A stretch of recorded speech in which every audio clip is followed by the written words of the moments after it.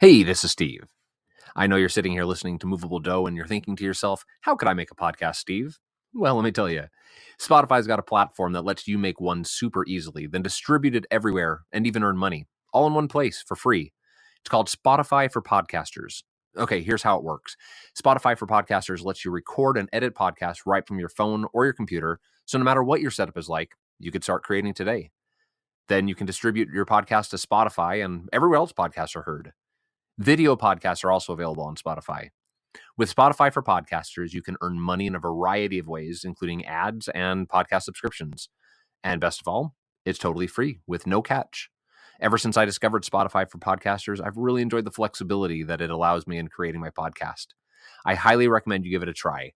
Download the Spotify for Podcasters app or go to www.spotify.com/podcasters to get started.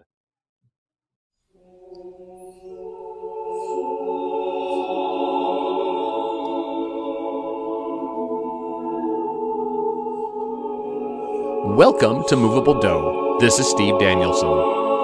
Each week on Moveable Dough, I sit down with a composer to talk about their lives, their musical journeys, and, of course, their music. Come with me as we explore each unique path into composition and what they have to share with the world. For a complete archive of episodes, as well as access to the shorter segments called Movable Snippets, visit my website, sdcompose.com/movabledough.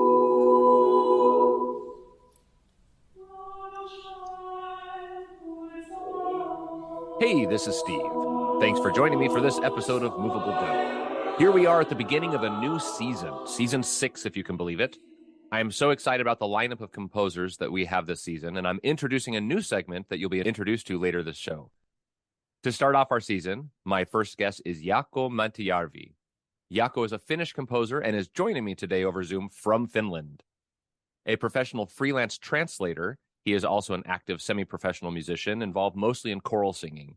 Consequently, most of his output as a composer consists of choral works, some 100 of which have been published to date. He describes himself as an eclectic traditionalist. From 2000 to 2005, Jaakko was a composer in residence of the Tapiola Chamber Choir, and he has also taught a course in the history of choral music at the Sibelius Academy in Helsinki. His pieces have been commissioned and performed by notable ensembles such as Chanticleer, the King's Singers, and the World Symposium on Choral Music. Jaakko Mäntyjärvi, welcome to Moveable Dough. Thank you. Thanks for having me. It is my pleasure. So I'd actually like to start today with your work as a translator. So I have interest in studying languages, but have never been accredited as a translator. So how did you decide that translating was something you wanted to do? Well, the short answer is I'm bilingual, so it's sort of an obvious choice from that perspective. I wasn't sure whether to study languages or music when it came time to choose what to study after school. So initially I went for both, which wouldn't even be possible these days. I mean, it's technically not possible to enroll into two different programs at the same time. But I did study English at the University of Helsinki and music theory at the Sibelius Academy in parallel for quite a few years. And I did graduate with a master's degree in English and linguistics, but I never graduated from the Sibelius Academy, which is a story in itself. But anyway, during my English studies, I got what you might call an internship. Well, not an internship, a part-time job at a translation company. Mm-hmm. So as an in-house translator, doing various things. And I basically didn't leave until 22 years later.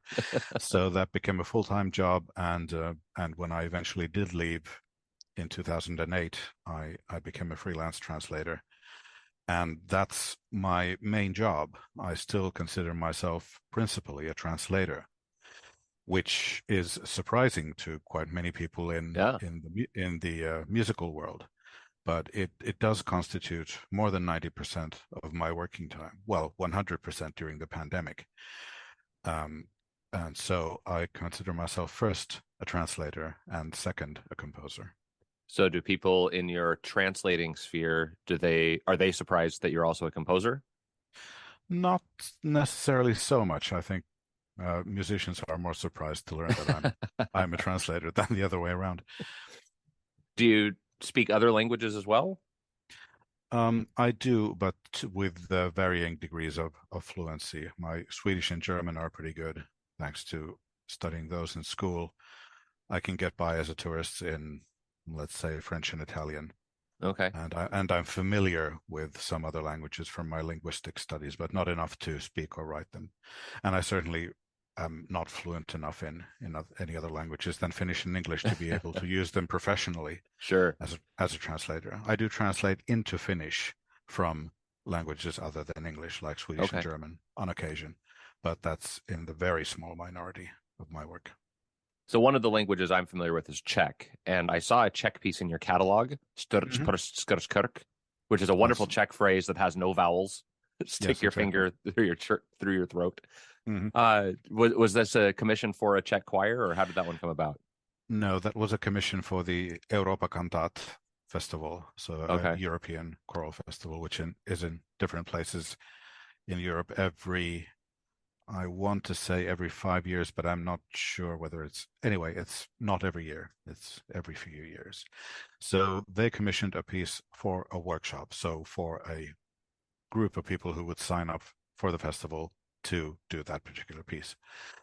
And there was no brief as such as to what the piece was supposed to be. And the premise of the piece is it's based on a rather lame joke in that in Finnish, vocal music is the term vocal music can be understood to mean vowel music as well. So the Finnish word vokaali means vowel Oh, well as vocal.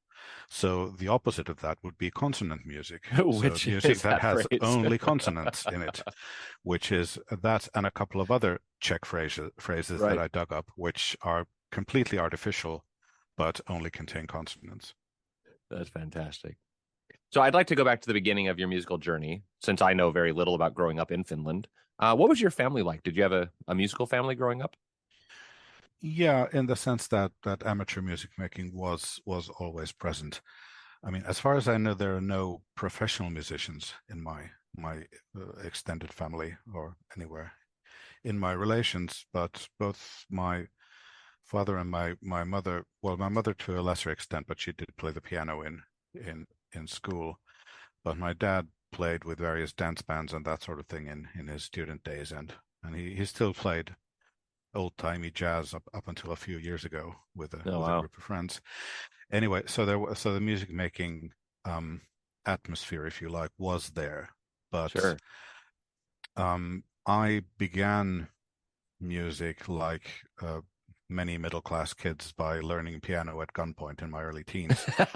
At which point I wasn't really all that keen on learning to make music myself. But what happened is that we lived abroad in first in the UK, then in the US for a number of years off and on, which is why I'm technically bilingual, even though both of my parents are Finnish speaking. Um, and I think it was when were in the US for a year when I was in junior high school that deprivation from having a piano in the house sort of rekindled my interest, or actually kindled my active interest in music. So I started to learn the piano with a bit more dedication after we came back. And composing came along sometime in upper secondary school, or that would be high school in US terms. Hmm. And but the stuff I wrote then was sort of copied from classical and romantic models, and all of that is long gone. I didn't really start seriously writing choral music until I came to Helsinki to study and joined a student choir Okay. as a result of hearing them at an opportune moment in my second year of studies. Well, excellent. So, speaking of being a teenager, what sort of music were you listening to as a teenager? Um, Classical in the sense of classical and romantic, although my musical tastes did evolve during high school, so I started to branch out in both directions chronologically, so towards Renaissance on the one hand and towards contemporary on the other. So by the time I was reaching the end of high school, I had a fairly wide palette in stylistic terms. I hadn't listened to a whole lot of stuff from each of these styles, but I had a sense of styles and periods and what have you. And then there was classic rock and whatever was current at the time in popular music, and I did listen to that. I still do listen to that sort of thing to this Did you day. have a favorite band or anything that you were listening to with classic Uh, rock? there were a couple of Finnish bands which none of your listeners would recognize. So, so That's great. So when did you actually start writing music? Was that well, as I said, I did start writing music in high school, but in high school? Okay. again, as I said, that wasn't terribly original. That was instrumental stuff, Okay. some solo songs, that sort of thing. I wouldn't consider those serious efforts even from the perspective of myself at age 25, let alone now. So the really serious attempts at composing began, as I said, when I came to Helsinki to study and joined this choir for which I wrote my first pieces. Okay. And the very first piece I wrote for them was still in a fairly unoriginal romantic part song style, but it has been published, and I can sort of stand by it even today. The second piece that I wrote for them was for Shakespeare songs in Oh, that was an early 1985. piece then. Yep, Yeah. 1985. I was 24 at the time, and it's both gratifying and a bit worrying that it is to date my best-selling and most frequently performed piece. So on the one hand, I did something right. On the other hand, have I done anything right since then? I think you did wonderfully with them. I've performed one of them myself. So as I mentioned in your bio, you describe yourself as an eclectic traditionalist. What do you mean by this? What does that phrase mean to you? Uh, that's a flippant coinage by the circa 30 years old myself in trying to describe what I was doing. In that I take influences from all over the place. I grab whatever I happen to hear and see whether I could derive something from that. Not copying as such. I do use quotes, but sometimes in a very veiled fashion or modified fashion. Sometimes identifiable, sometimes not. But whatever happens to grab my fancy musically tends to work its way into my music somehow. The music that I write, whether it be folk music, uh, music from another culture entirely, or progressive rock, or pretty much anything. And I can never tell in advance whether something will be of the sort of interest that will percolate into my own writing. Sure. So eclectic is supposed to reflect that. Traditionalist is it was sort of me nailing my colors to the mast because in the 1980s in Finland, as indeed in other places, there was a wave of modernism. And in Finland, what happened was that a group of young composing students and conducting students formed an association called the Ears Open Society. And a couple of names of the membership may even be familiar to your listeners. There were people like Magnus Lindberg and Kaija Saariaho and Esa-Pekka Salonen, who are still big names Hmm. in Finnish music internationally today. What they advocated for was more contemporary music on concert programs, and that was fine because there was not very much contemporary music being performed by established ensembles at the time. So Right. they did have a point. But the results of this, when it escalated to a certain point, was that the zeitgeist, if you like, became such that if you were trying to be a young composer at the time, there was this one specific style of post-serialist modernism that you had to write in, or else you were not a proper composer. I mean, nobody ever verbalized it like this, Right. but that was certainly a feeling for those of us who were sort of slightly less modernistically inclined, if you like. I mean, Sure. obviously there were older composers writing in more traditional styles, but they tended to be sneered at by these angry young men and women. at the time. So I was very much not in that mainstream. So I was not at the cutting edge while studying music theory and wanting to study composition as well at the Sibelius Academy. So calling myself an eclectic traditionalist was sort of a reaction to that, Okay. in the sense that I wanted something that sounded suitably impressive, but also described exactly what I was doing. This is not to say that I don't use modernist means when I feel that they're appropriate. I mean, I've written some stuff which sounds to some ears very modern indeed. Sure. So if you could go back now with the experience that you have and talk to yourself as you were beginning composition, you were beginning choral works, what advice would you give yourself? Um, Maybe I would tell myself to be more assertive, although I'm not sure that would actually work because as I've said to people many times in the past and continue to do so, I'm rubbish at promoting myself. I'm really terrible at putting myself forward. So the idea of attempting to actively promote my own stuff at a time in the mid 80s, late 80s, when that sort of stuff wasn't really all that appreciated in, shall we say, academic Hmm. or contemporary music circles. I don't know whether I would have had the stamina to do that, even if I'd been advised by my future self that it would actually be worth it. Yeah. Well, only a time machine would be able to tell us. So Yeah, when you're exactly. when you're not translating or composing, what do you like to do? What sort of hobbies do you have? I'd be hard pressed to name any dedicated hobbies these days, honestly, because listening to music is something that I do not very systematically. I mean, I'm terrible at going to concerts, but I like to go to festivals and conferences and that sort of thing because then you're in an environment that has a lot of stuff going on at once, and I get to go to listen to things I'd never go to listen to actively on my own otherwise. So so maybe listening to music is also a hobby as well as Oh, there you go. part of my profession. So what else could I name? I do sing in a choir myself, even today. I found that I do have to have a choir in which I just sing and do nothing else.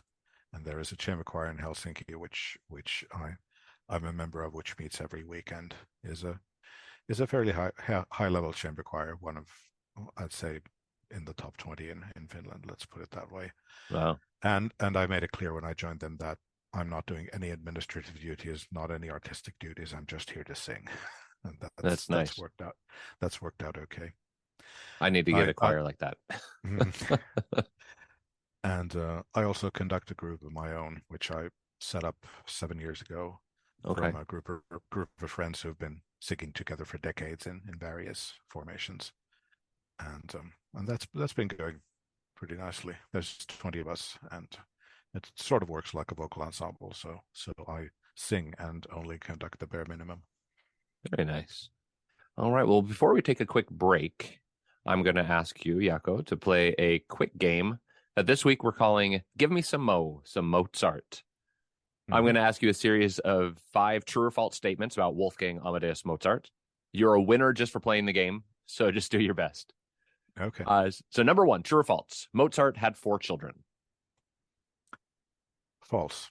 That is false. He actually had 6 children with Costanza Mozart, though only 2 survived past infancy. True or false? Food and drink companies around the world claim that playing Mozart causes their products to grow, ripen, and brew better. True. True. I think that might be an extension of the so-called Mozart effect, but we'd have to try it out for ourselves to know for sure. Hmm. Number 3, true or false? Mozart despised the trumpet. Tricky. I'd say false. It's actually true. His father Leopold recounted that Wolfgang would turn pale and begin to collapse at the mere sound of it, which is I remember kind he of funny. hated the alto voice, but I didn't remember the trumpet. True or false? He was a Freemason. true. That is true. It was actually a very important part of his life. Masonic themes and ideas are found in many of his works, including Die Zauberflöte, the magic flute. And last, number 5, true or false, he was much taller than most of his contemporary composers. False. That is false. He was actually pretty short. He didn't stand higher than 5'4" or 1.6 meters. So pretty small guy. All right. Well, after we take a quick break, we're going to listen to some of Jaakko's compositions. Welcome back. This is Steve Danielson. I'm talking today with Jaakko Mäntyjärvi. So today we're going to first talk about your piece, Come Away Death, from your set of 4 Shakespeare songs that we talked about earlier. So tell us about writing this set and about this piece, Come Away Death, in particular. 4 Shakespeare songs was, as I mentioned, the second piece that I wrote for the student choir that I joined in the mid-80s when I was studying at the University of Helsinki. And because I was studying, I was attending lecture courses on Shakespeare at that time. And then it was sort of obvious that some set pieces from Shakespeare made their way onto my desk in terms of writing music as well. So sure. It's a bold move from a composer from a non-English speaking country to write a setting of something like Full Fathom 5 or Come Away Death, which is what I did in this set. But hey, youthful arrogance, you don't know any better, so why not go for it? So Full Fathom 5, which is number 4 in the set, was actually the first one that I wrote. Okay. And tried out with this group, and it was pretty well received. So I wrote further ones as well. Come Away Death was the second one to be written, if I remember correctly. I think it was that rather than Lullaby. Anyway, Come Away Death is number 1 in the set, and it's, how should I say? It's an essay in harmonies that are linked by the interval of a third. Okay. So it starts off in F minor, and we immediately go to G sharp minor, and then sort of go around the scale from there. And but it has a very I'd like to say tonal feel or a quasi-tonal feel to it, because it's very firmly rooted in F.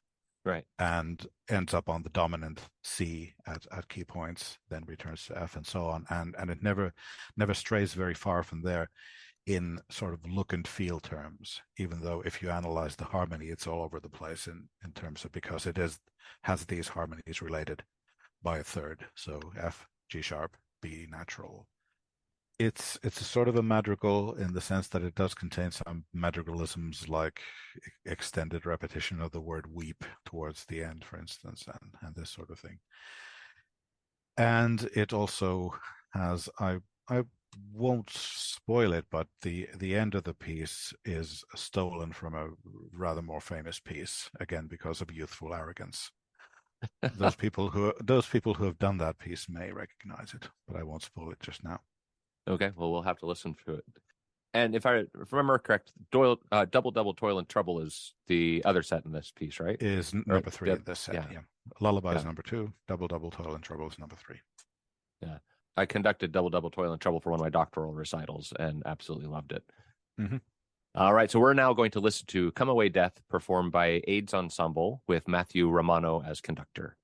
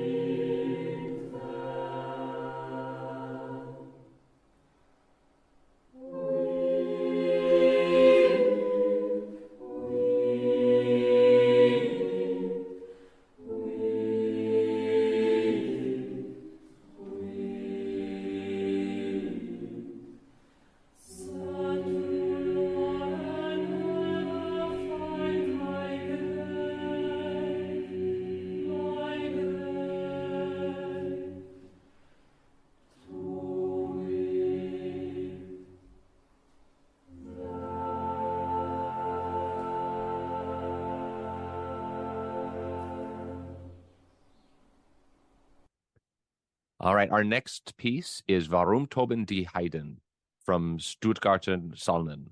So this is an example of a more up-tempo piece than those that some people think of when they think of your music. I understand that this is one of a set of 3 psalm settings that pair with Mendelssohn's Dry Psalmen, Opus 78. Could you tell us about the commission for this piece and what you were asked to do? Yeah, so this commission came from the International Bach Academy in Stuttgart in Germany, hence the title of the piece, Stuttgarter Psalmen. And the brief was they commissioned several composers for the anniversary of the birth of Felix Mendelssohn in 2009. So Mendelssohn was born in 1809. For 2009 to write psalm settings using the same groupings that Mendelssohn used in his published opuses of psalm settings. So he published several sets or several opuses containing more than one psalm setting. So the one that was given to me was Mendelssohn's Opus 78, which contains 3 psalm settings, and the only requirement was that I had to use exactly the text that Mendelssohn used. I was allowed to add to that. I could add other texts if I wanted to reflect off them or whatever, but I couldn't reduce the text that Mendelssohn had used. So I had to use the entire psalm text that he had. And there was I took this to mean that I had to include the doxology as well. So glory be to the Father and to the Son and to the Holy Ghost, etc., at the end of each one. And I'm not sure whether that would have been a requirement, but that's sort of beside the point. Anyway, so what I did was I didn't go to the Mendelssohn itself. I had heard at least one of the 3 Mendelssohn pieces in his Opus 78 by that time, but I didn't want to go back to them because I didn't want to emulate Mendelssohn. So instead, I went further back to sources that were an inspiration to Mendelssohn, sources like Handel and Schütz, and the older sort of music that Mendelssohn was instrumental in bringing back to light, so to speak, in his lifetime. I mean, he organized the first performance in God knows how many years of Bach's St. Matthew Passion, for instance. Right. And as a nod to that, I include the Jesus' line, Eli, Eli, lama sabachthani, from Bach's St. Matthew Passion in the psalm setting, in the relevant psalm setting in this Stuttgarter Psalmen as well. But so Stuttgarter Psalmen as a whole, and Warum toben die Heiden in particular, is quite a lot edgier than I think people than the image that people might have of my music in general, because I tend to go for, admittedly, sonorous consonant sort of textures. I mean, not tonal as such, but very much consonance driven in their harmonic language. But with Stuttgarter Psalmen, because the psalm texts are quite edgy, they're troubled, they're anguished, so it seemed to require something a bit more than that. And I got just slightly carried away by the fact that they were going to be premiered by the Uppsala Academic Chamber Choir under Stefan Parkman, who's a wonderful conductor. And knowing that Stefan was going to do this, I maybe pushed the envelope just a bit too much for that choir. They did a great job with it, but they apparently had to work really hard to get through some of the harmonies. In Warum toben die Heiden, it doesn't really settle down. It's sort of in E. There's a feeling of a tonal center around in the E natural throughout the piece, but it doesn't really settle down until very much into the piece. So the entire opening section, Warum toben die Heiden, why do the heathens rage, is very unbalanced and very, very sort of troubled. And there's a lot of that harmonic stuff going on later as well. So it does end up on a hopeful note, but it's quite difficult, admittedly, to perform, and they have been performed, but not a whole lot. And their impact seems to be that people who are familiar with others of my pieces beforehand tend to wonder how it's possible that I could have written something like this compared to those. But it just sort of happened. It grew out of the text and out of the context. And all right. Well, we are going to listen to Warum toben die Heiden, performed here by the Uppsala Academy Chamber Choir with Stefan Parkman, conductor.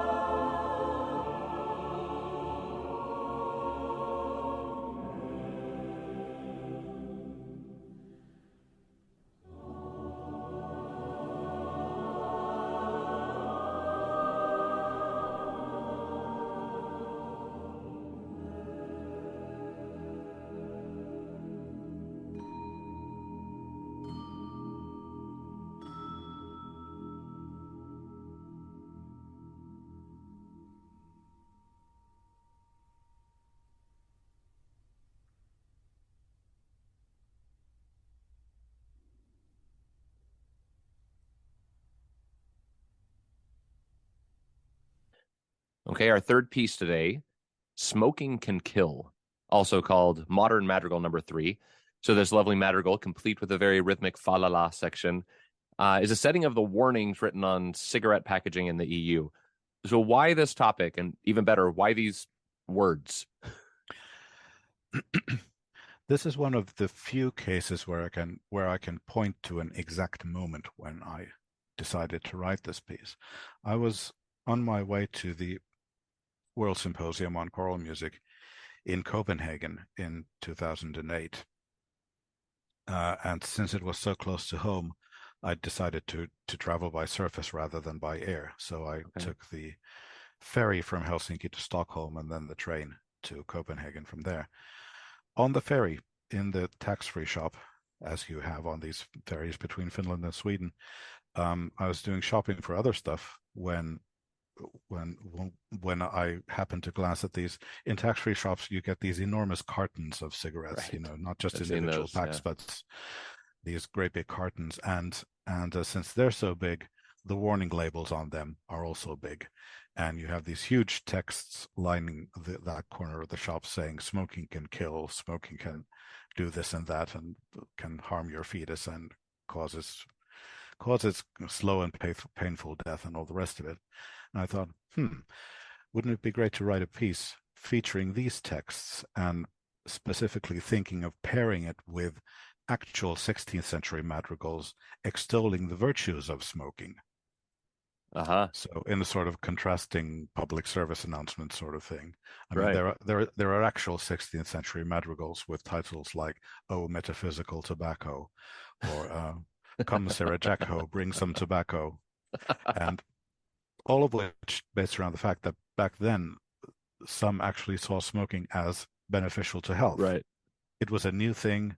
Nobody really knew what to do with it except that it felt great, and it wasn't until much, much later that somebody began to wonder whether it isn't all that healthy after all. So the texts of Smoking Can Kill are actual warnings specified in EU legislation to be placed on cigarette packages. And that's all it is. And that's all it is, complete with the fa-la-la refrains. Was this written with a particular ensemble in mind? Was someone commissioning this, or? Yes, this did end up. I mean, I had the idea before a commission emerged to fit it. That does happen sometimes, that I have an idea for a piece and then only later a commission comes in that happens to fit the idea. Yeah, so this ended up being a commission for a group called Koros Amici in the UK, which is a group I'd come across they were in a choral competition in Helsinki, a competition that no longer exists, sadly, the Harald Andersen choral competition. They did quite well, but the remarkable thing about this group is that not only is it an amateur choir, it's very much an amateur choir in the sense that there are no trained singers whatsoever, and but they do a fantastic job. If you consider what the sum of their parts is, it's vastly greater than their individual voices, if you see what I mean. Whenever there's a solo within the group, you realize that, okay, these aren't trained singers. But when they sing together, the sound is amazingly coherent and effective. So, and they have great fun. I don't know if they're still active, but this was more than 20 years ago. Okay. But anyway, so this is the group that it ended up being a commission for. And it's been performed quite a few times since then. It's not without its pitfalls because it has some rhythmic quirks that require a fair amount of work. Sure. But if you manage to pull it off, it's good fun. All right. Well, we're going to listen to Smoking Can Kill, performed here by Cor Cantiamo with Eric Johnson conducting. Smoking can kill,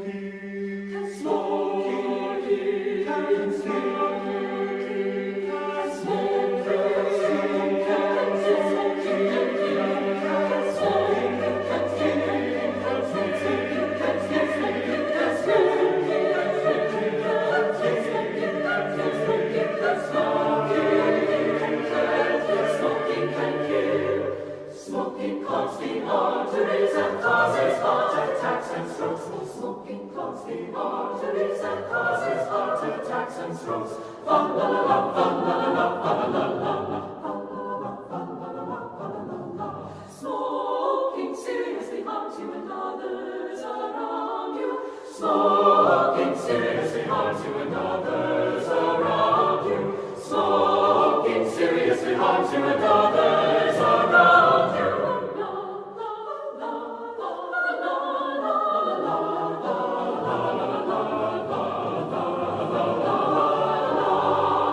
Smoking can cause us slow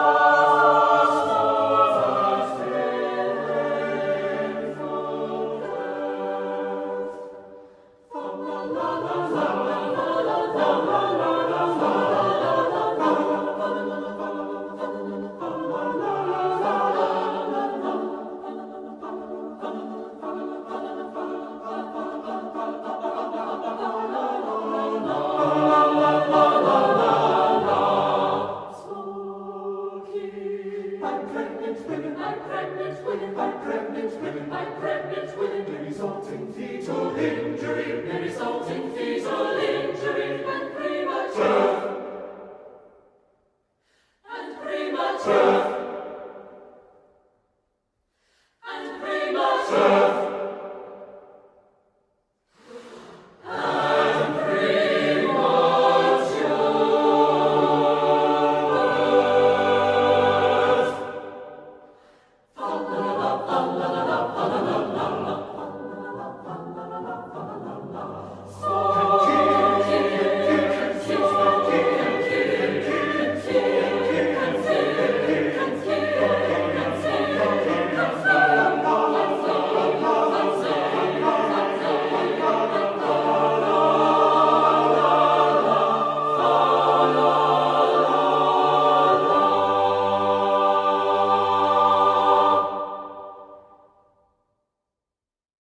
Okay, our last piece today, Canticum Calamitatis Maritime.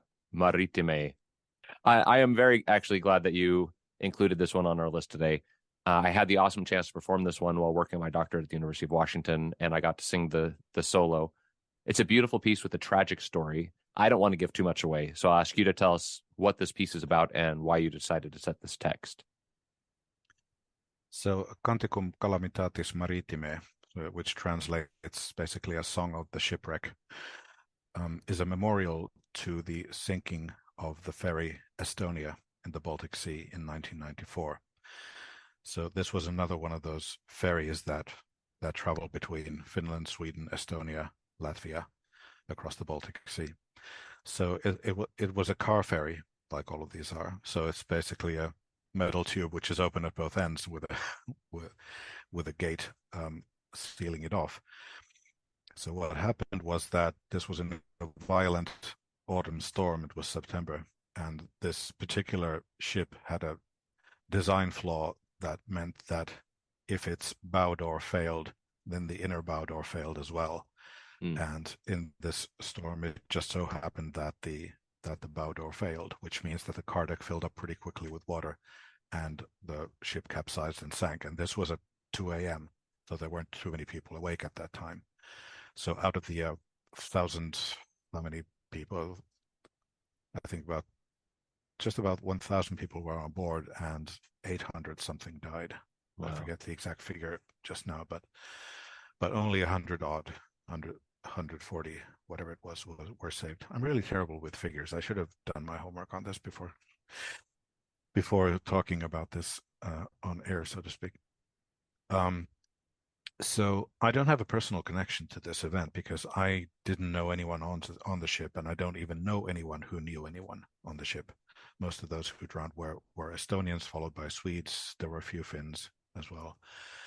But in 1997, so 3 years after this event, I was trying to write a piece for a composition competition for cathedral choirs. So what I was looking to write was a fairly substantial piece in terms of both length and scope, because thinking of a big choir and so on. So I had this idea of writing a memorial to the for the Estonia disaster, and I wrote a setting of the psalm that begins, "They that go down to the sea in ships," in Latin, "Qui descendunt mare in navibus." And I sketched out music for that. And once I'd done that, I realized I have about 7 minutes of music, and the competition brief was 10 minutes minimum. So I had to add something to this. So what else could I add to this? So then it was actually my wife who suggested that I use the news in Latin. Footnote: Finnish public radio used to have a weekly 5-minute news summary in Latin for more than 30 years. It's been discontinued now, but it went on for quite some time, and they had to invent a whole mess of new words, as you can imagine, Sure, for things that appear in news news items. So I took the texts from the news broadcasts from the actual week when the Estonia sank, and I set them to a sort of chanted narration type structure to go at the beginning of the piece. So, and then added to that, I wrote what could be described as a folk song, sort of soprano solo, which isn't an actual folk song, it just sounds like it. So when the piece begins, you get this vocalized soprano solo folk song-ish theme. Then you get a baritone reciting the news in Latin about the disaster itself, with interspersed cries of "Miserere Domine, have mercy on me, O Lord." And after we get through all this, we go into the psalm, "They that go down to the sea in ships," and then we end up after a stormy climax in a coda where the soprano solo returns. that's great. So this piece was a slow starter, I have to say. It was premiered quite soon after it was completed in 1997, but it didn't really take off until maybe let's say 5-7 years later. It was performed at a memorial service for the 10th anniversary of the sinking in 2004. And since then it's been performed quite a lot. Well, quite a lot for a piece that substantial.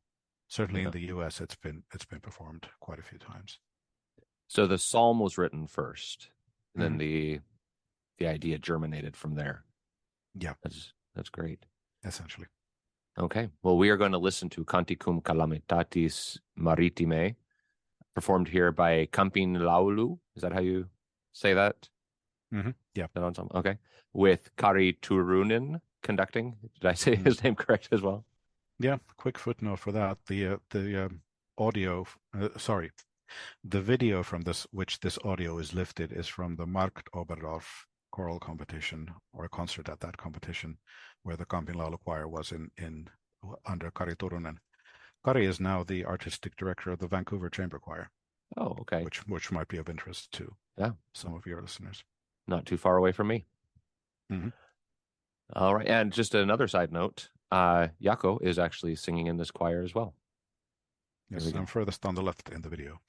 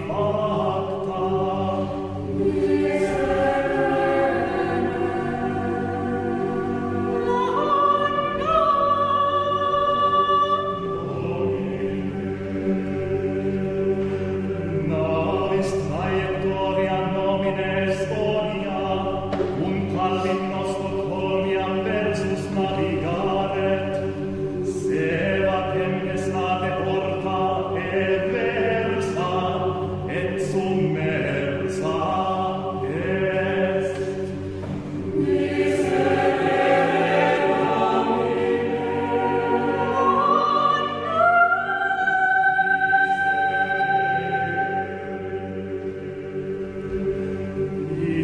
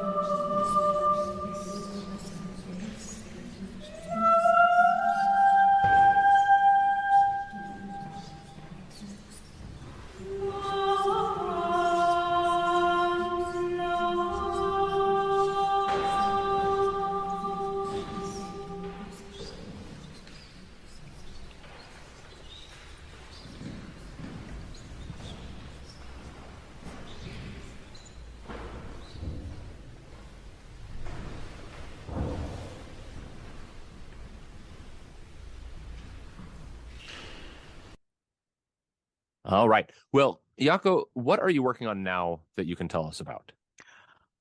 I have a policy of never discussing work in progress. I'm Sure. sorry to say. But the good news is that I am writing again. I Excellent. spent nearly 3 years before and during the pandemic not writing anything because I just didn't have any motivation to do so. But things are now looking sort of normal-ish again, and I'm sort of cautiously coming back. Fantastic. So if my listeners want to learn more about you, where's the best place for them to go? Do you have a website or somewhere else? I do have a website, but I wouldn't direct anybody to it because it's a mess. So seriously, it hasn't been properly updated since 2016, and I've been meaning to get around to it for years now. But as I say, I'm rubbish at doing this sort of thing myself. So I do have a website which is myname.fi for Finland, but the best place to ask if you want informed answers as to availability is with my publisher Sulasol, SULASOL.fi. So they're my publishers. They sell all of my stuff except for one or two pieces. And, Okay. they can advise about availability and so on. All right. And I know you've got a lot of videos out there on YouTube with different choirs doing your pieces. So that's another great place for our listeners to go. Sure. Well, hey, listeners out there, here at the beginning of season 6, now is a great time to become a subscribing member to Moveable Dough. It's easy. For less than $1 a month, you can join other listeners and support the work that I'm doing to bring new music to you each week. You know you want to, but just keep forgetting. So do it now as soon as this episode is done. Visit anchor.fm/moveabledough and click support. Go ahead. Do it while you're thinking about it. Well, Jaakko, I'd like to thank you for starting off season 6 with a bang, and thank you for joining me today on Moveable Dough. My pleasure. My guest today was composer Jaakko Mäntyjärvi. If you have a recommendation for a future guest or an idea for the show, please email me at moveabledough@gmail.com. This is Steve Danielson. Keep the music moving.